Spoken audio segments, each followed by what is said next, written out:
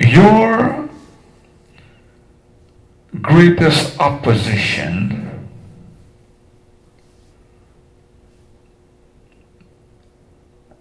as a Christian today, not in the future or in the Great Tribulation, but today, your greatest opposition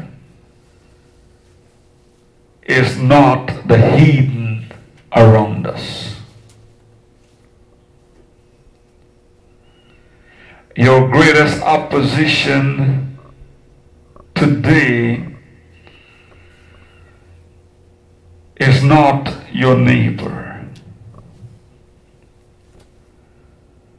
Your greatest opposition today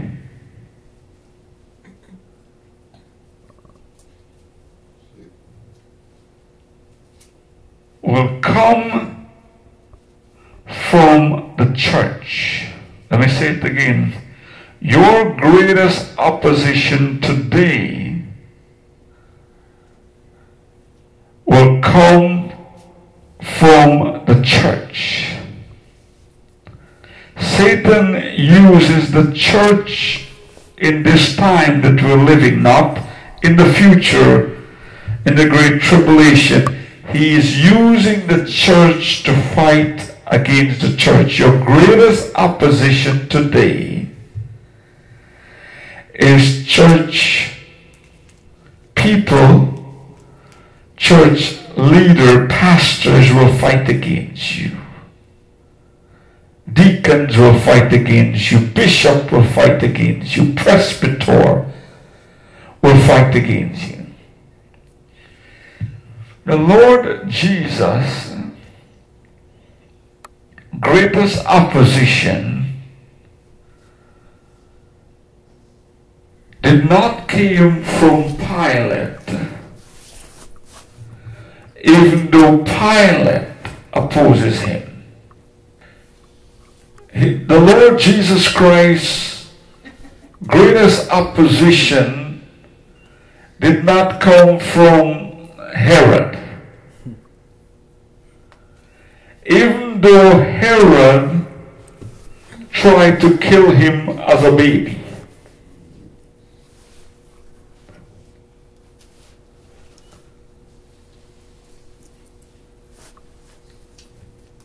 The Lord Jesus Christ's greatest opposition did not come from the Gentile of his day, even though the Gentile opposes him. His greatest opposition came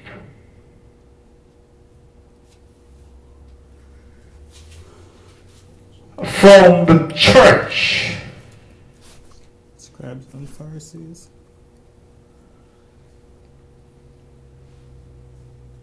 His greatest opposition came from Caiaphas and Annas the high priest.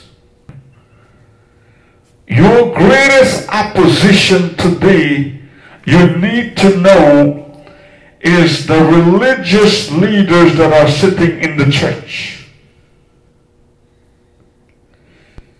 Most of you are watching me and you said, Dr. Vince, I've been wounded by the pastors. I've been wounded by church members, and I don't want nothing to do with church ever again. I'm here to tell you that you were not wounded by those people that know the Lord Jesus Christ. These were religious people sitting in the pew and they've wounded you. I'm here to tell you, you need to have a relationship with Jesus Christ as your Lord and Savior, and stay away from the religious folks, because religion is a bloodthirsty machine and it will kill you. People are frustrated and they don't want to go to church or serve God anymore because the religious leaders are sitting in the church wounding the people. You say, preacher, how do you know? How can you detect a religious person? You can. A religious person is full of hate.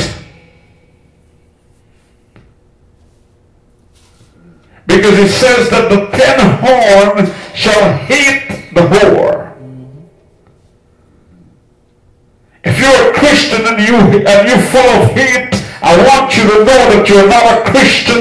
You're bound by religion. Let the hate go and let the Lord Jesus Christ come in your heart. How do you know someone is bound by religion? And it says, and upon what? The head are full of names of blasphemy. If someone always speaking evil about somebody, you know that that person is bound by religion, because religion always blasphemes the name of God. How do you know when someone is bound by religion? Because you've been wounded. You've been wounded by religious leaders. You trust them. You pray for them. You give them your all, and then they turn around and stab you in the back. Your greatest enemy, church,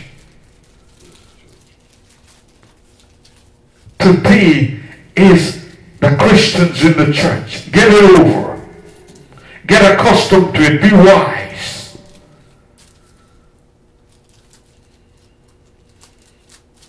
Religion. How do you know a religious person? They said what?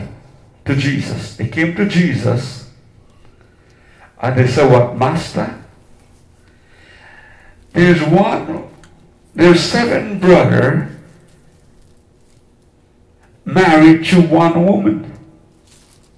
And the woman married the first brother, and the brother died. He went and married to the second and the third until the 7th.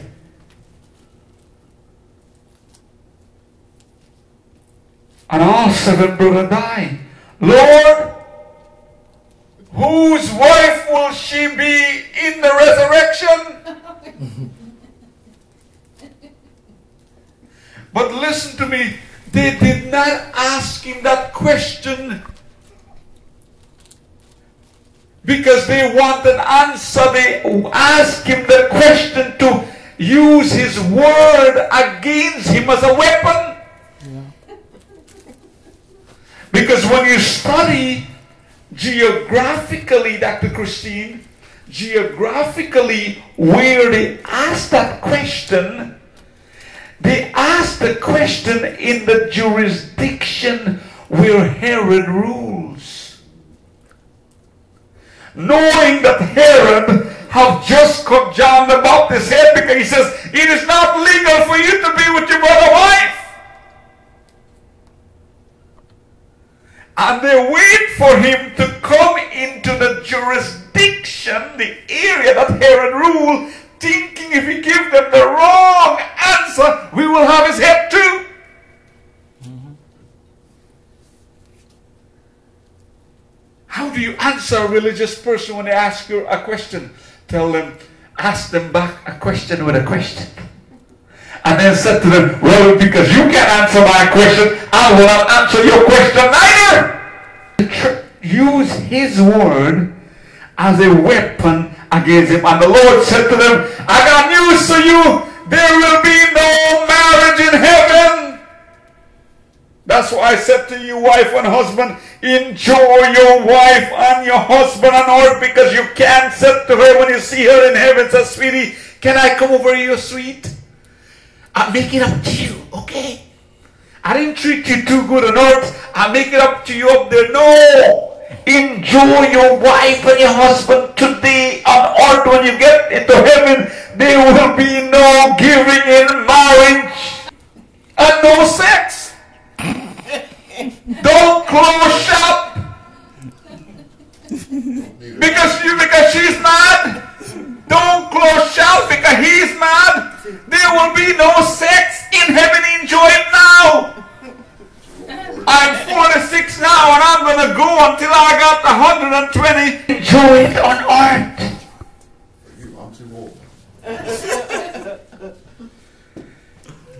enjoy. You can't say, well, sweetie, I'm not watching you on a sleepover at my condominium tonight in heaven. There will be no giving in marriage. It's an earthly pleasure.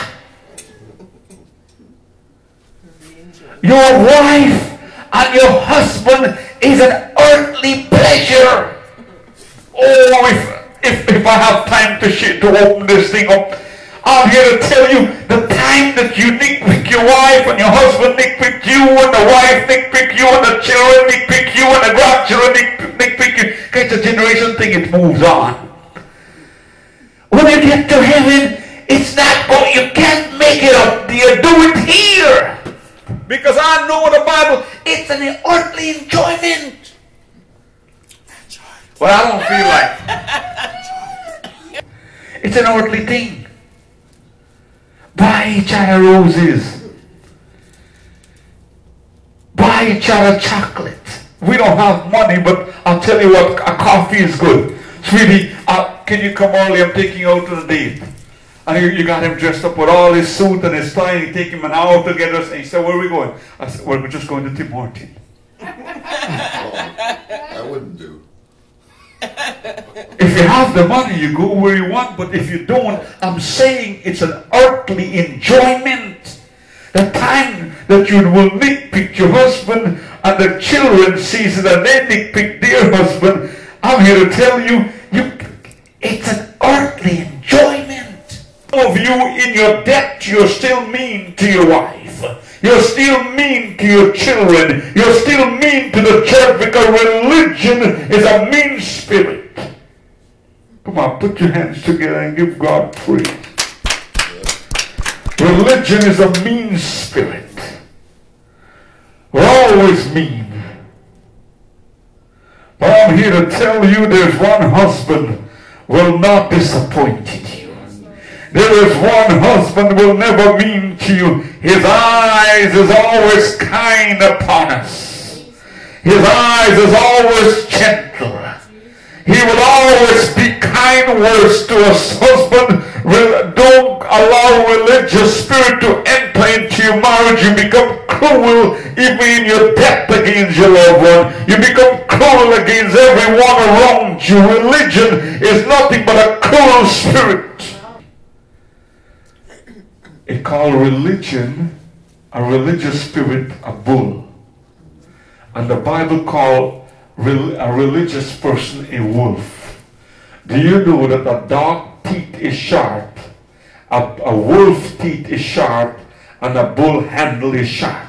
If you stand before a religious person and you opposes them, they will kill you if the law did not protect you. Religion have killed my Lord and it's killing the church.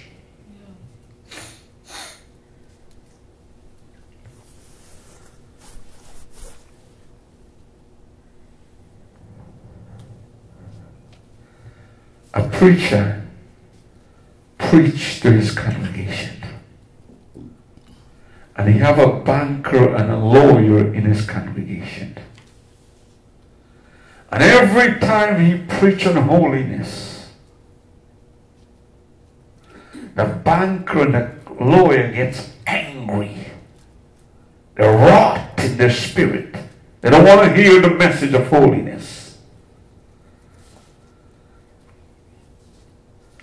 And the preacher was on his dying bed.